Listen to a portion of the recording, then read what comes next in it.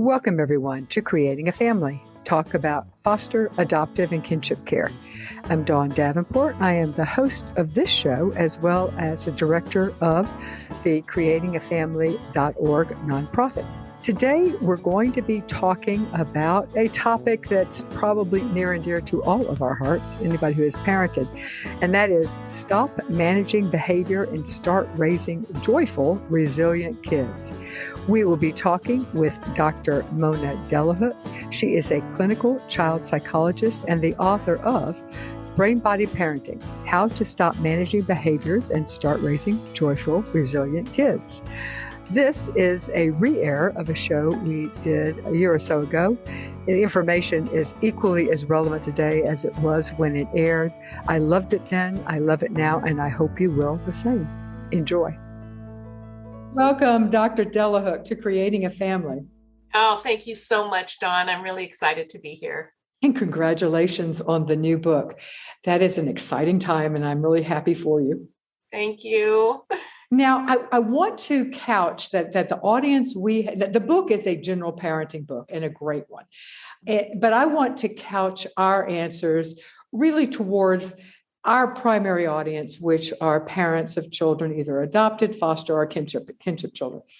So now, of course, not all of our children that fit in those categories have experienced trauma, but many and most probably have.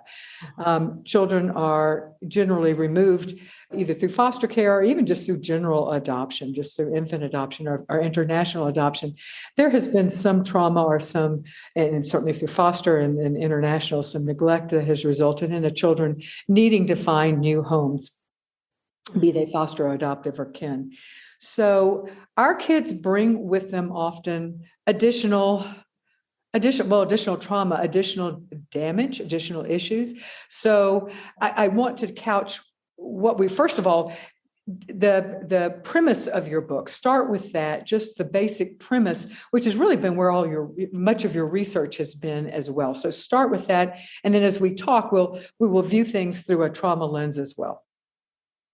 Absolutely. Well, the idea that we're all very interested about brains, and there's been a lot of literature, parenting literature, and early intervention, all sorts of energy around the brain because the brain is so interesting. We have the decade of the brain, of course. But what I found most helpful in my career helping families with children is this knowledge that the brain gets its operating instructions from the body. And everything that's going up to the brain is coming in through our various sensory systems, including this inside of our body. But this is how humans wire to their worlds. So when we understand that we're never just a brain or a body, we're both, that's where we can start to see our children's behaviors and their development in a whole new light. To me, a light that's more holistic, but also it gives us something to work with that I call the platform. And the platform essentially is our brain and body connection, our physiological state, which is a fancy way of saying our brain and body is flexing in real time. It's always reacting to what's coming into our systems and what we're putting out. So it's a new way of kind of looking at the brain by saying, okay, we're going to acknowledge that our little babies going on up to adults have brains that have been wired to their environments. Mm-hmm. And do you mean their physical environment? Do you mean their emotional environment, or both? Well, I think it's absolutely both. But as your listeners will very well know, that you can have a 1-year-old, what we would consider a little one that you bring into your home who has had a history of messages from the world, from the emotional world, from the physical world, that they're either unsafe or not cared for. And that the amounts of love and attention and gorgeous sacrifice that you give to that baby at 1 will not always very quickly rewire them to predict safety from humans in that way. It's a very long and arduous process depending on the child, because there's so many individual differences. And there's so many different, there's constitution, there's genetics, there's the type of environment your baby came from, the intrauterine environment, all this. So it's complex. It's complex. Yeah, it is complex. And the history of resiliency, not the history, but the study of resiliency, which is also part of this book, Brain Body Parenting. The science of resiliency is fascinating. And there is something to say for genetics. And also just happenstance and luck of, what type of neglect, who was the abuser. It's fascinating, I think, just to understand that. You have a quote from the book that I really enjoyed. It said, "Too often we are focused on the child's behavior instead of the child. We are concerned about solving problems rather than cultivating the relationship." Talk to me some about that. I do think, and I perhaps raise my hand to say, as a parent, at times I was guilty of that, to focus on the behavior because that was what was driving me crazy, rather than focusing on the child itself. And because I figured, well, if I could just get the behavior under control, I could have time for the child. But so talk to me some about that statement, because I do think that in some ways it would be overly simplistic to say it encapsulates the entire book. But I did truly love that statement. Thank you. And I am the same boat as you were. My children are older now, and of course, I think it's natural. Sure. We focus on their behaviors. And I liberally used things like timeouts that I now know I maybe didn't have to use because there's another way. But let's just give ourselves a break, first of all, on this is a self-compassion zone, no blame, no shame, because as parents, we are all doing the best that we can. And I think that's so important. If you hear me say something or hear us say something that like, oh, this is an ideal way of dealing with a certain situation, you're like, oh, shoot, I didn't do that. Please. Then we will have made you more stressed. And that's the opposite of what I aim to do. And what I want parents to have is more compassion for themselves, because truly the messages we're getting from our culture, from our pediatricians, from our education system, from the way we were raised is very behaviorally oriented. And that's kind of the paradigm that we're in right now. But what I'm suggesting is that we can actually view behaviors through a new lens. And that is as just the signals of much deeper things that are going on inside of a child's body and mind. And once we look at them as useful information rather than something we have to immediately discipline, then a whole new array of stuff comes out for us. Our toolbox gets bigger because we don't have to think discipline first. We can think, let me reflect on what this behavior might be telling me about my child right now. So it allows us to look at each child in a way that now we're looking at the behavior, we're thinking, how is my child processing and interpreting their world right now. And through that lens of our nervous system, we see that our bodies and brains are constantly evaluating experiences subconsciously and consciously and telling us if we're safe or not. So with our vulnerable children, our children with many, if not most, of our children with toxic stress in their histories have more vulnerable nervous systems. So they get triggered by things because they had more cues of threat than safety in the early wiring up of their experience of the world.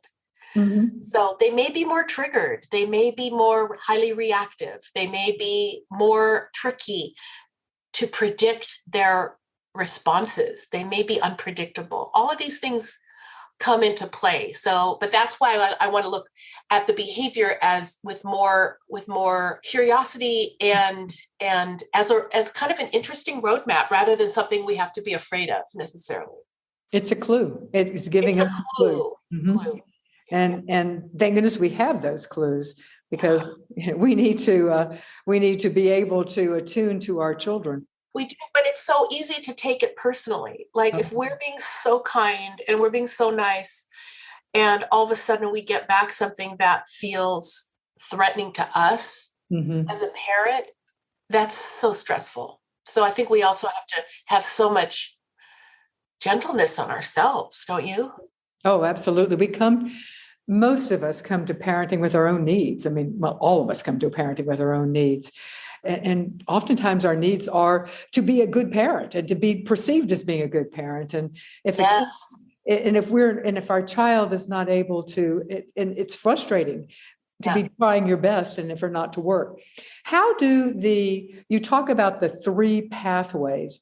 How does that relate to understanding the brain body connection? Yeah. So if we think about it's kind of in a little bit of a hierarchy, but I talk about the platform as the thing that launches behaviors, our brain body connection. And then it's related to a concept that Lisa Feldman Barrett, a neuroscientist that I'm finding so useful in her research lab, about the body budget, that our actual bodies run a budget like a bank runs a financial budget runs money. We run our actual physical bodies, the salt, the water, the glucose, the oxygen, everything we need to stay stable. Everything we do, every interaction we have, every disciplinary measure that gets thrown on us, all impacts our body budget. So the way in the book that I describe that we measure a body budget is through indicators of one of our nervous systems, the autonomic nervous system. And all we have to really think about it is some pathways, because I translated the polyvagal theory into little usable chunks. And basically the idea in the theory is that our nervous system runs on three major pathways. And there are more, science is showing that it's more complicated than that, but these are just useful in understanding ourselves and our kids, I think. So I'll just really briefly explain what they are. When we're calm, when we're feeling calm in our bodies, and when we are feeling able to learn, when we are, I say we are children in ourselves, when we're open to learning new things, and we can be stretched, and we're feeling basically grounded, that is known as the green pathway. It's where our body budget's pretty flush. We've got energy, we've got gas in the tank, we're ready to go. And basically you look for just signs on your child's body too, like basically relaxed posture, facial expressions that are kind of smiling or neutral. Their tone of voice changes. They're not too soft, they're not too loud. It's basically, the green pathway is kind of easy to get. It's like when your child wakes up in the morning and you're like, this is going to be a good day. It's going to be easy. Versus sometimes maybe when your child wakes up in the morning or you wake up in the morning and there's agitation and there is a grimace on the face or wide open eyes scanning the room. The body might be tense. Maybe in this later on in the morning, a child may be kicking or screaming or trying to run away. So this green pathway often adaptively gives way to the sympathetic nervous system, which I call the red pathway. And that's where movement happens. That's where a child might be moving their mouth or moving their body. And it's not a choice. It's a default mechanism whereby the nervous system tries to protect itself through movement when it detects threat. And the red pathway is where we usually as parents get called from school. Bad things happen here, right? It's a fight or flight response. But we have to remember that a red pathway person is vulnerable and their body is detecting threat. So if I can apply it, for example, to a child with complex developmental trauma, there may be a smell that triggers that. Perhaps there is a subconscious a noise or something that triggers their brain to predict danger, even if they're currently safe. And this is why we have to have a lot of compassion for those red pathway behaviors. And then finally, the third major one is the blue pathway, which is commonly known as kind of that freeze response, but it's where a child may lose hope, and they don't move very much. They don't want to play, they're disengaged, their eyes are turned down, they may look sad, may appear disconnected and really kind of looking through you rather than at you. And this is really a conservation stage in humans if they've been exposed to stress or trauma for very long periods of time, we want to make sure that we get them activated and feeling like socially engaged again as soon as practical. And these, again, all of these pathways are adaptive ways that the nervous system tries to protect itself. Mm-hmm. We are excited to let you know that we are now offering 12 free online courses. And we thank Jockey Being Family Foundation for allowing us to do that. These courses are in our online learning center, and they are free. They can be utilized as part of your foster education, in-service, or continuing education. Check with your agency, but we've not ever heard of one who wouldn't give credit. They come with a certificate of completion. We have 12 of them. They're at the website bit.ly/JBF support. That's bit.ly/JBF support. I think you will enjoy it. All right, I enjoyed the concept of body budgeting. And just from a real practical standpoint, which is not so theoretical, but practical, of saying, we've got to have, like you say, we have to have enough rest. We have to have enough food. And we have to have enough play. We have to have enough stimulation. All these things impact how our children will respond. And so all of it matters. I think it does. And think about something simple, but it's there's so much research behind the quality of deep sleep cycling. Yes. So if our child isn't getting, or we aren't getting into that deep sleep cycling over a period of weeks or months, you run a deficit in your body budget. Humans aren't meant to be sleep deprived, and many of our traumatized children have sleep issues, and they don't get into that deep sleep. So I check that off the bat really first. Sleep is so important. But just like you said, this body budget thing is interesting, because even think about blood sugar. Exactly. Right? If you're not hungry, some of our kids can't even feel hunger. Say you haven't eaten, you're at school, you haven't eaten, but then your blood sugar starts to plummet. That's eating away at your body budget. Then you're in a deficit. And if I think back, even with my own children, at times when their behavior was poor, there are a number of times where I can think back and I think, I was pushing it. They were tired, or they needed a snack, but I didn't have one. And I'm trying to finish an errand and I've got to get something done, or they didn't sleep well. And yet I'm going to be late if we don't get out the door. And, and if I think back, their body was telling me they were out of whack. And as much as I didn't want to see it at the time, because there wasn't a whole lot I could do about it, or more honestly, sometimes I didn't want to take the time to say, all right, I'm not going to run the errand. We're going to do this. We're going to go to bed early, whatever, So I do think it's important I like the idea that says we all humans, including us parents, have that same budget. We have that same budget. And I just love your self-reflection. I was that mom too. I was constantly overriding my own body budget because, I just picked him up from daycare or from school, and I have to go to Target before I go home. And we're going to go to Target. I know that going to Target might be risky, but it would be so much more efficient if I could. Yes. If I knock this off my list, then tomorrow's here. And we are master multitaskers. I felt so good when the more I could do, but you're right. If we were thinking about, okay, where's my body budget right now?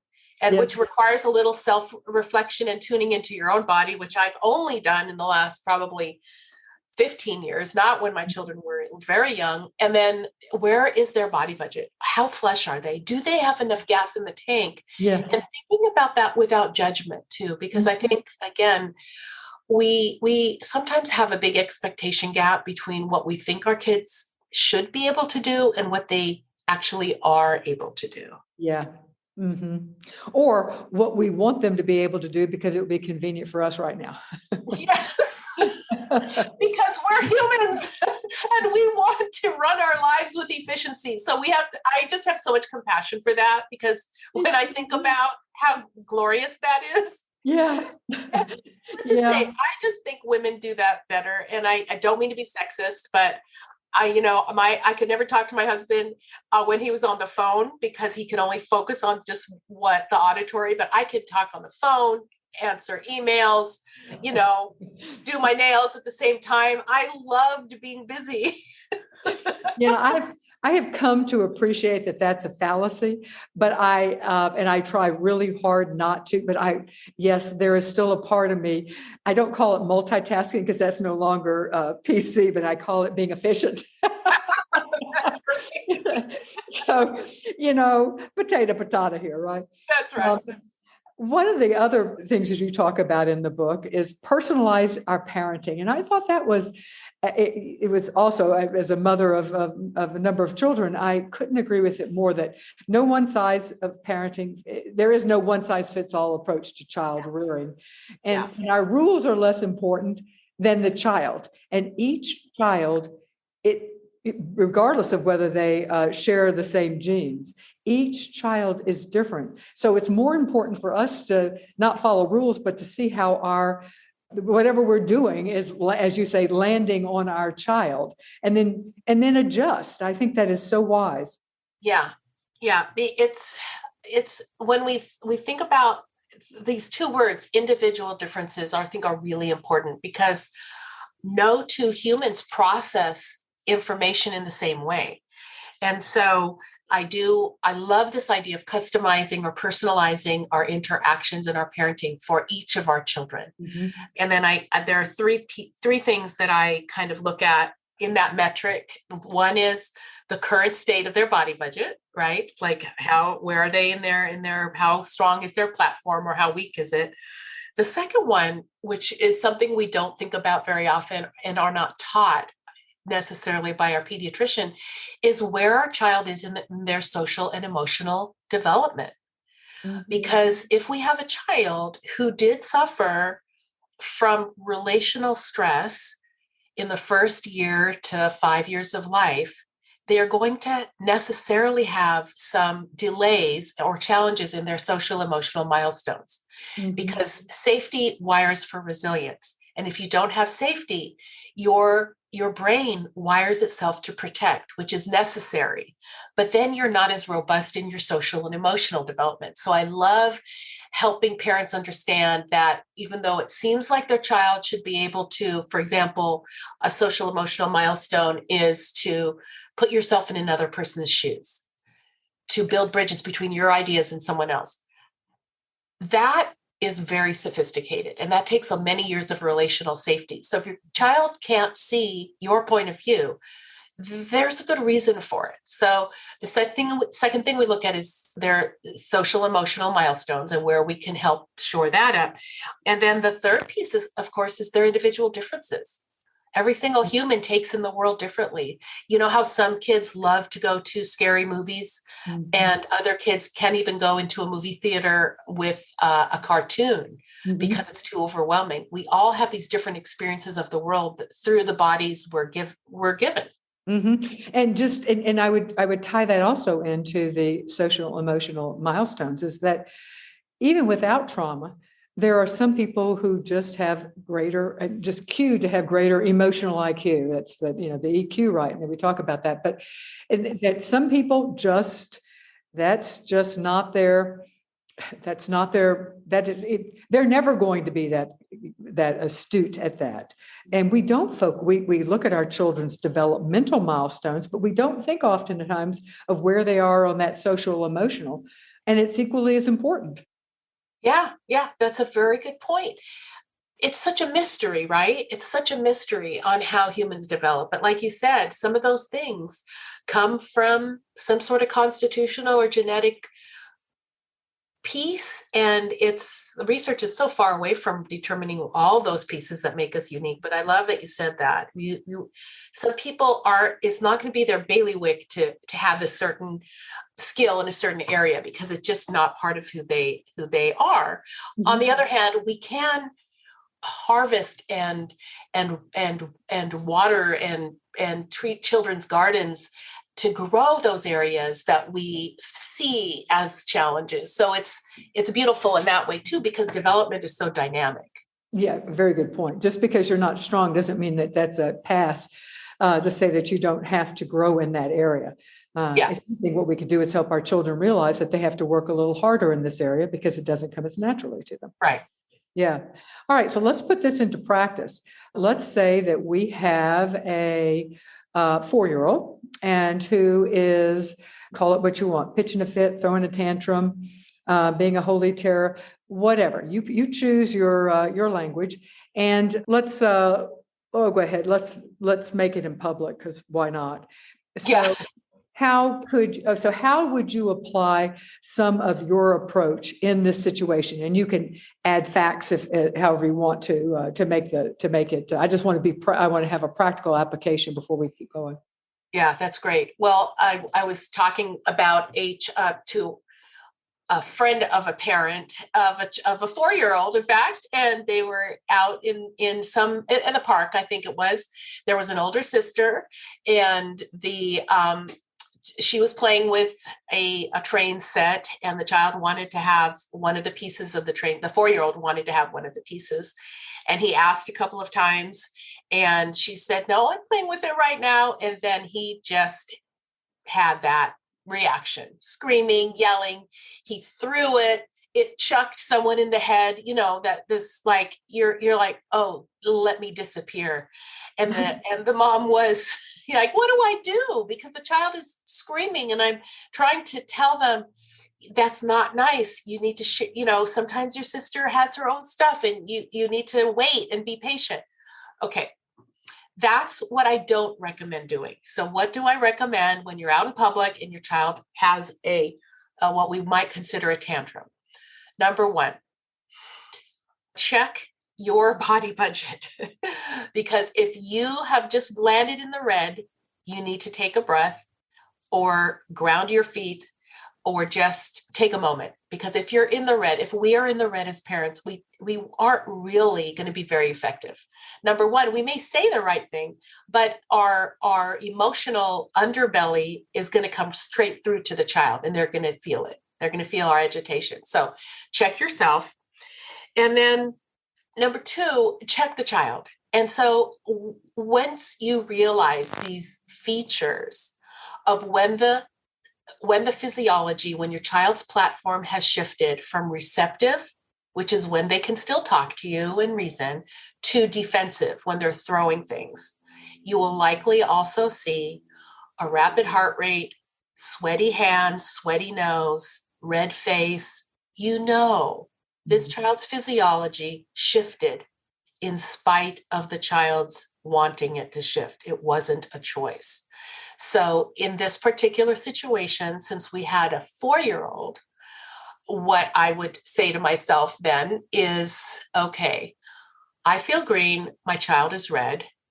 My first thing to do is to share my green with my red child's pathway and help bring him back. Because that child is not open for teaching and learning. When our physiology is meant to run or to hit or to throw or to froth at the mouth, our nervous system is begging for connection.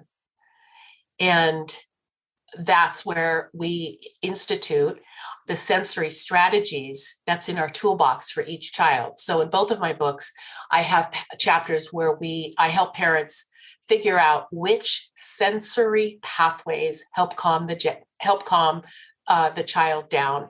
For some children, it's standing close to them. For some child, it's moving away. For some children, it's using a sing-songy voice. For some, it's whispering. For some, it's being quiet. So we do an inventory of what helps calm the child. And basically, that's called co-regulation. We are helping that other human calm down with our nervous system. We're sharing nervous systems. We're adding to their body budget. And it's remarkable at how, if you're effective at it, if you figure out, and so it takes a while to figure out. So it's not, I'm not trying to make it sound easy, but once you figure it out, then you don't need things like timeouts, because you're getting to you're not just treating the signal as the target, you're actually going to the meat of it, which is dysregulation, which is a child who predicted that his sister was going to give him the toy. And when she wouldn't, he goes into distress because the brain can't predict anything better. And he just needs more time. He needs more time cooking his self-regulation. Mm-hmm. He needs more experiences of co-regulation to develop the muscles of self-regulation. Now, how do you respond to people who would say, he still took the parts that he took the sister's train and chunked it and hit somebody. So there have to be consequences, Yeah. You've got to learn, blah, blah, right. Yeah. No, and I'm so glad you mentioned that, because the first thing I think, if it's within your family values, is that we have to keep everyone safe. Mm-hmm. And we don't have to allow behaviors that are not in our family's values to occur. So me, for example, I would probably just let the child know, we don't do that. We don't throw things that could hit people in our family, or something that sounds right for you, like show the value, mm-hmm. set the limit.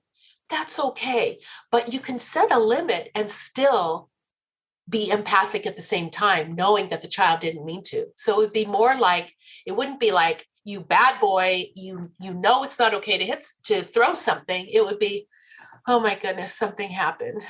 I know we're not supposed to throw toys. Let me see how I can help you right now. So we're acknowledging that children do well when they can, as Ross Green says, mm-hmm. but we're also setting that limit and making sure everyone's okay. So I would go over to you make sure that other child is okay, right?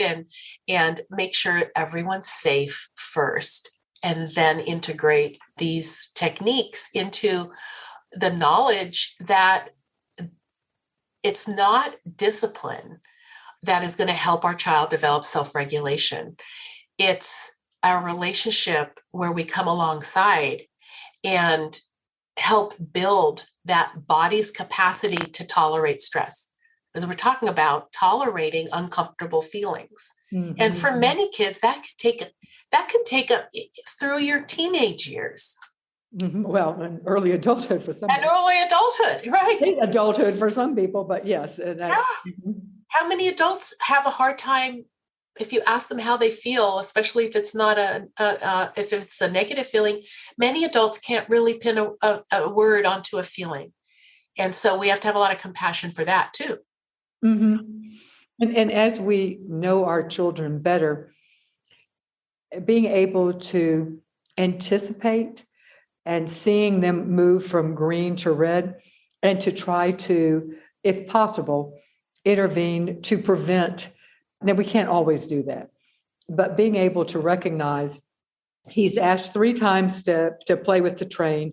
I see him getting angry.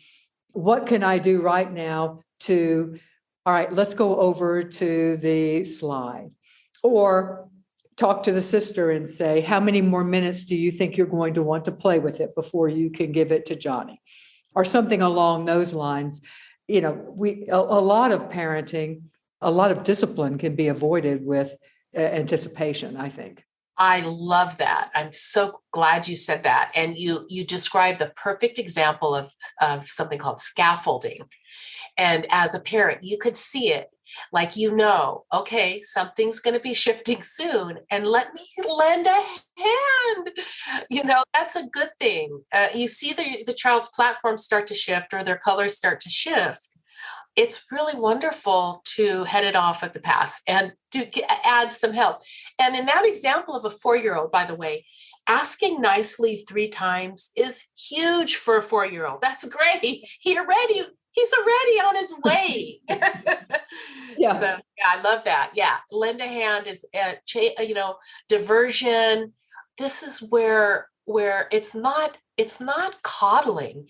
It's sensitively reading our child's shifts in their self-regulatory abilities. So thank you for mentioning that.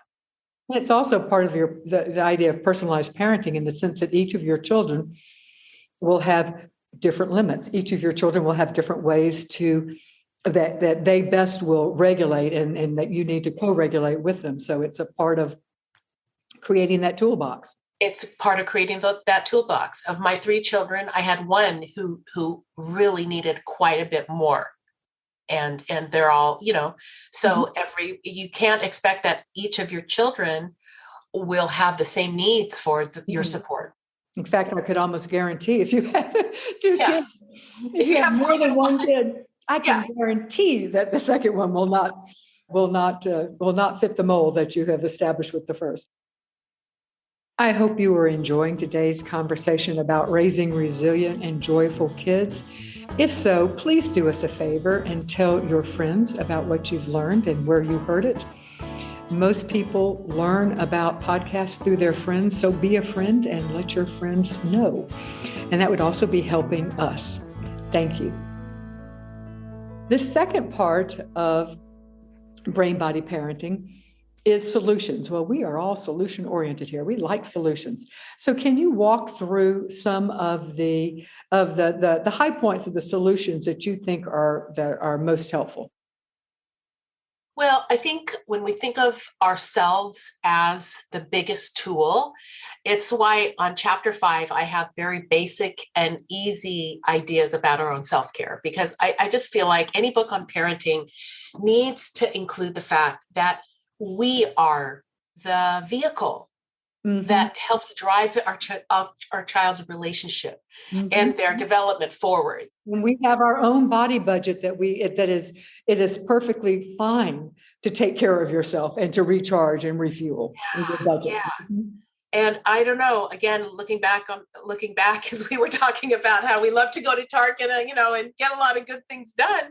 I think I didn't understand the concept of a body budget as a young mother. And because frankly, I felt really good. I had a lot of energy, and you can have a lot of energy, but if you tune in, it's a learned skill. Tune in to your heart rate, your how your insides are feeling. Essentially, there's this whole study of something called interoception, which is the feedback from your body to your brain. And sometimes you have this awareness of it, and sometimes you don't. But people who have more of an awareness of their internal state are actually healthier physically and mentally. So it's a very interesting new area of research. So tuning into ourselves, I'd say in the solutions it's okay, in fact, really desired to take good enough care of your body budget. And it doesn't mean you have to go to a fancy gym every day, or that you can, right?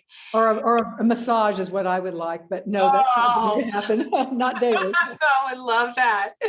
Yeah, like maybe in a year or so. But it could be as much as making sure you drink enough water, or trying to cut down your activities in the hour before you go to bed so that you can actually get enough sleep.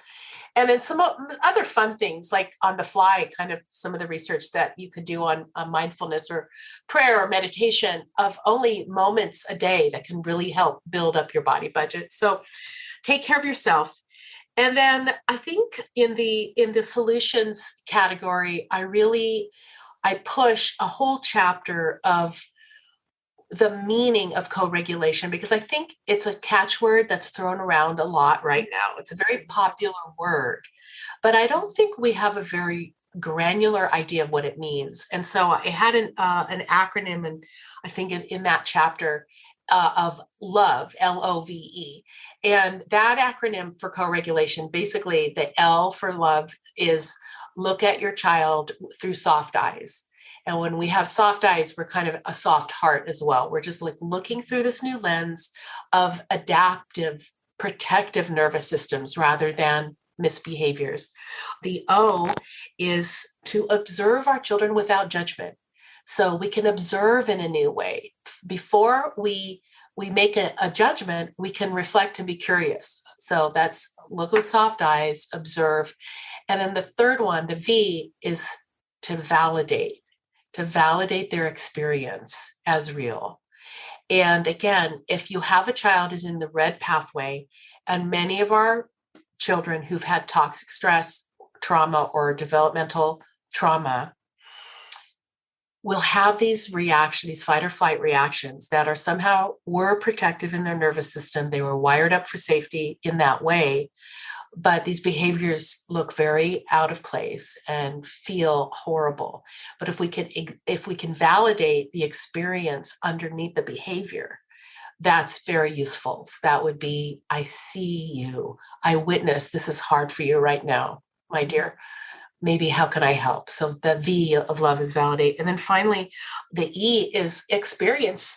Try to experience that green pathway together as much as possible, because relationships that are able to withstand these storms of the nervous system, I really believe is what heals trauma over time. Mm-hmm. And I remember you were talking to Dr. Bruce Perry, and he said something so amazing. It was something like, the magnitude of therapy doesn't happen in the therapy room with a therapist once a week. It happens in those magical moments with your child, with an adult, having these relationship experiences that help wire the child's brain up to be healthier. And in my model, it's like, or in the polyvagal theory, it's like wiring for safety. So when we share our green pathway, we kind of make deposits from our body budget into theirs, which means we really have to take good care of ourselves because it's not always easy. Mm-hmm. But over time, those magical moments are healing. And I believe that's the core of resilience. And it's not just what I believe. The resilience research, which is pretty strong, supports it. And if you're interested in the science behind it, you could look at Harvard's website, Harvard, the Center on the Developing Child, and they'll just show you all those hundreds and hundreds of studies that are proving that this is true. Yeah, I love that website, and there are other websites as well, but that's one of the best. So how do we build resiliency in our children? You've mentioned co-regulating with them as a method. And I think that, I mean, part and parcel of that is what you were saying before as well, is entering relationship and focusing and valuing relationship with our kids. What are some other ways? Because I think if we really fundamentally, if I know certainly for me, I of course I want my kids to be healthy, and I want them to be happy, but mostly I know they're going to have ups and downs in their lives. All humans do. And I'm not sure I would wish for them not to, because I don't know that they really would have lived if they never have had any downs. But right. I want them to be able to come back from the down. I want them to be resilient. That seems to be such a high value. And I realize that it's almost a buzzword now, but I just feel to my core that it is such a good one. You know, it's such a good one. Yeah. It is. In the long run, isn't that what we really want? Is to know that they will be able to survive in the world without us, and to survive in the world and be those people who can ride the storms of life. And as we know, with the pandemic, if nothing else, this has shown us that sometimes life is going to throw storms at you that you never predicted would happen. So, and you don't deserve, and other people don't deserve it. So this is not a matter of It's a matter of life. And so, So what do we do for our kids to help to have it? What's another way? One way is to model it. And we can model resilience in micro moments. So in the later chapters of the book, I describe this linkage between, which basically describes, again, going back to Lisa Feldman Barrett's work in her lab on how emotions are constructed. And we can help construct emotions for ourselves. That's going to provide a beautiful model for our children because they're watching us. They're emulating us, right? So what is the basic formula for that? One is model an awareness of shifts in our body. So let's just say that you're waiting patiently for a parking spot at Target. You've been waiting for like 2 minutes, and then all of a sudden someone comes in and just goes right past you and grabs the spot, and your kids are in the car.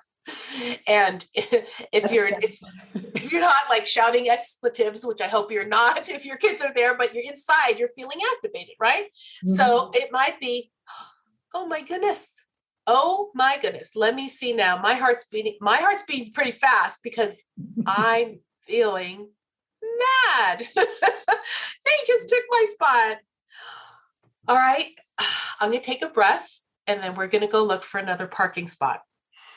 Now, that's just a very little example, but what did I do there?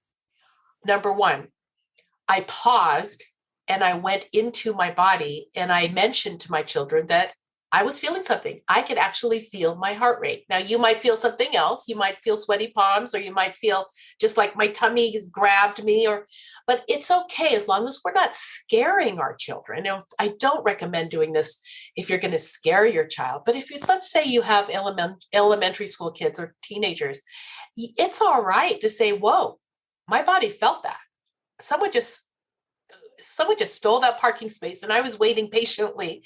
And then what do I do with it? I took a breath. I regulated myself. So in that moment, I modeled resiliency. Something unexpected happens. I acknowledged that it hurt. It took a little toll on me, but then I did something. So modeling can be very effective for how we help our children see that the storms of life, little or, big or little, aren't going to blow us over.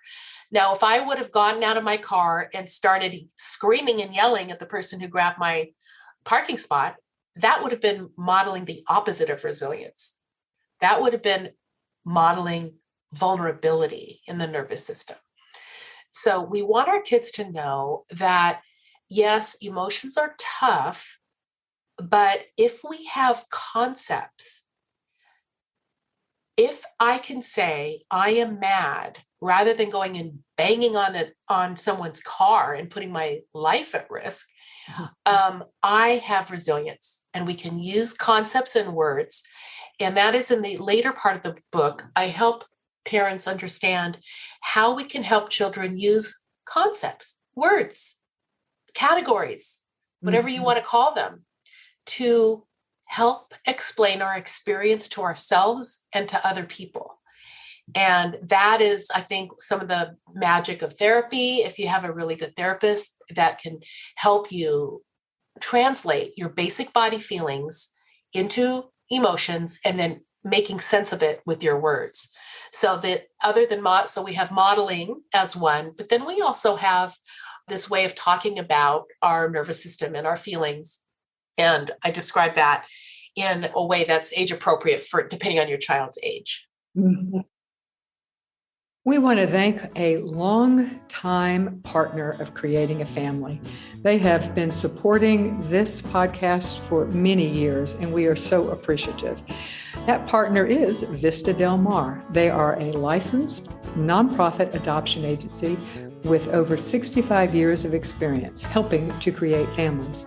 They offer home study only services as well as full service infant adoption, international home studies, and post adoption. They also have a foster to adopt program.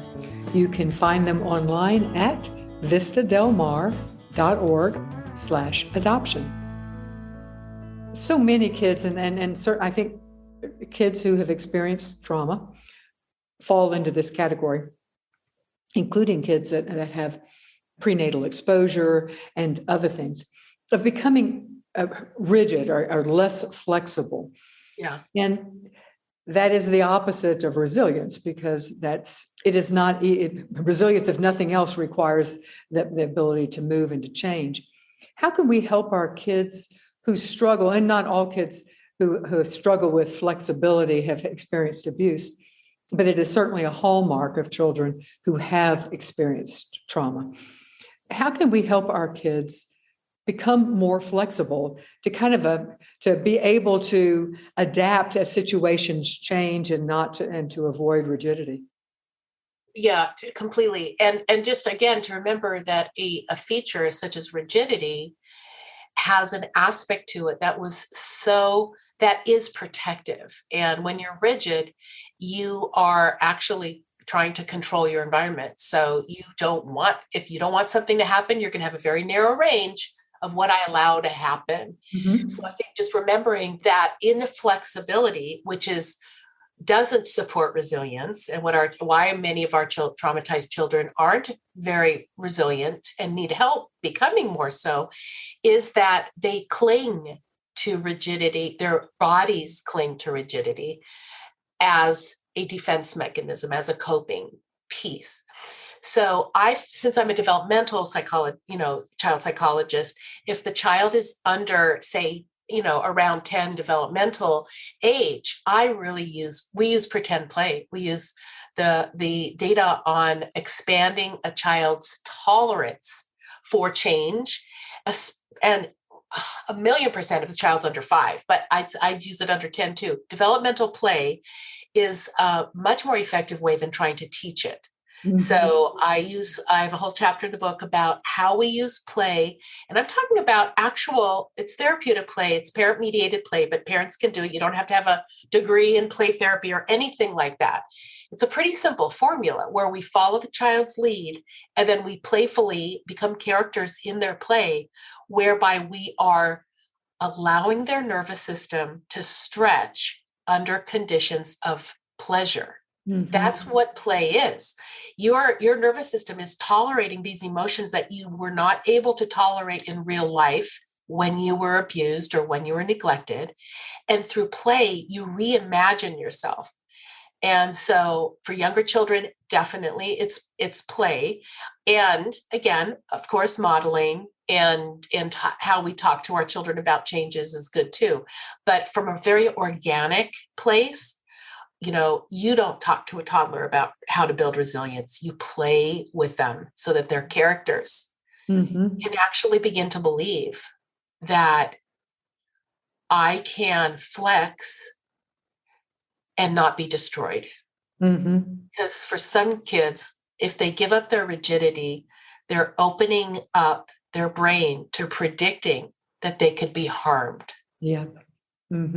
And that's so sad, right? Because we do wire up to, especially if it happened in the first several years, which is not a sentence in any way, as you know, and as Dr. Perry said, and others, there's always rewiring that's happening. There's always remodeling. But if your brain is wired up to predict that something bad is going to happen from other humans or from certain sensations, rigidity is going to be your friend mm-hmm. on a nonverbal level.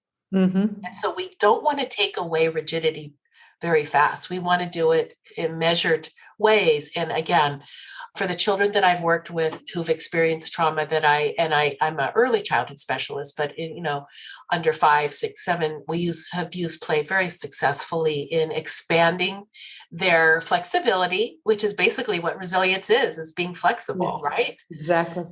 Yeah. Yeah.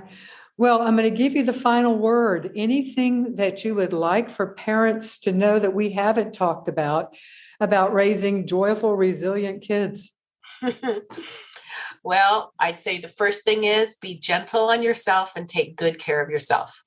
Mm-hmm. And thank you for being there for your kids. And thank you, Dawn, for the information you are giving to the world. I've been listening to your podcast, and I'm so grateful for people like you in the world giving hope to parents who really need it, because this is hard. Mm-hmm. And I guess the second part I would say is please get support for yourself, because I know it's easy to lose hope. Mm-hmm. The repetitions that a child needs of your patience and your presence thousands and thousands of times over several years is what rewires a brain. So stay hopeful and get really, really a lot of support. Well, perfect ending words. Thank you so much, Dr. Mona Delahook, author of a new book, Brain Body Parenting, How to Stop Managing Behavior and Start Raising Joyful, Resilient Kids. And for all the audience, thank you guys for joining us, and I will see you again next week.